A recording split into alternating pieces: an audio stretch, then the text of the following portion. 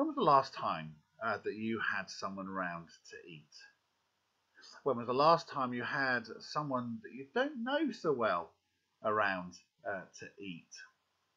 There's much written. There are a number of books that have been written about the kitchen or the dining room table and how fellowshipping around, having fun with, engaging in human activity of conversation, both speaking and listening with others around a table, is a very healthy thing to do.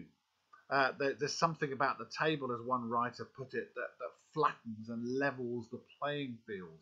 There's an activity that everyone is engaged with, eating, and around that function, conversation can flow, and we can perhaps get to a slightly deeper or different level than we've done before. I was thinking about that the other day as I was reading a prayer, a book that I use for evening prayers often.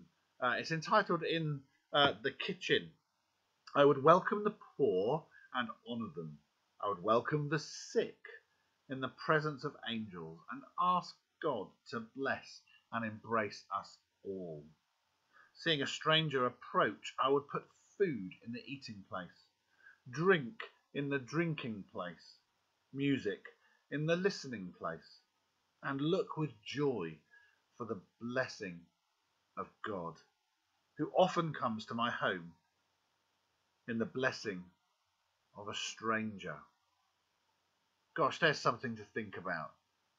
There's maybe a challenge for us as we come out of lockdown, as being able to engage with more and more people. Over time, I accept that, but as it happens, there's something to think about.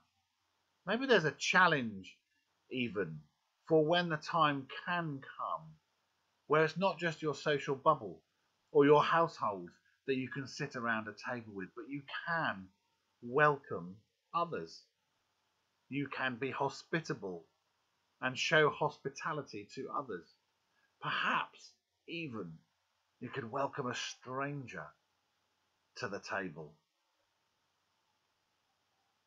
And look with joy for the blessing of God, who often comes to my home in the blessing of a stranger. There's many ways to bless strangers. It's not just about eating. It doesn't have to be the kitchen table. You can gain the blessing of God and you can see his moving when it's not around the table. But here's a thought for you. What will we do when lockdown finally comes to an end? How will we be? Will our kitchen tables and our dining room tables be just for us? Or might we dare to invite someone to join us? A friend maybe. Family certainly. But what about a stranger? I would welcome the poor and honour them. I'd welcome the sick in the presence of angels and ask God to bless and embrace us all. Food for thought, pardon the pun. Food for thought, when your tables can be opened once more.